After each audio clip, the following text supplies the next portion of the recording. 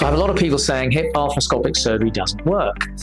Now, I would say it doesn't work if you don't know what you're doing. So there's a definite skill set involved here, and this is not something your average hip surgeon can do. It's a totally different technique.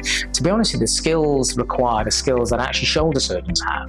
You've got to be able to tie arthroscopic knots, you're looking at the hip in a different way, you're using a 70-degree scope, which no other arthroscopic surgery uses. So this means your camera doesn't actually look at the direction you're moving it in, it looks at a completely different direction, literally 70 degrees away. So you move the camera backwards and forwards, but actually you're looking off to the side.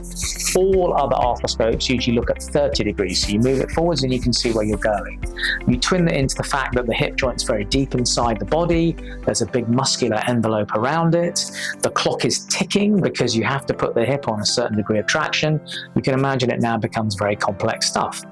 The problem is, though, is that to make the surgery easy for the surgeon, he makes a bigger hole inside. So whilst it might be keyhole on the skin, I can tell you it's not keyhole deep inside. So my technique is about having a keyhole incision on the skin and a keyhole incision actually inside the joint. And I call this mini capsular incision hip arthroscopic surgery. And there are very few surgeons globally doing the surgery this way.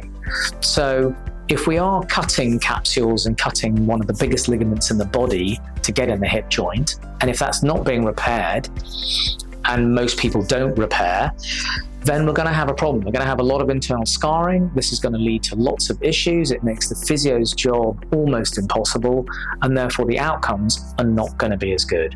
And so when you Google results for hip arthroscopy, and when you chat to people about hip arthroscopy, you'll see a lot of people will just say, look, hey, don't go down that route.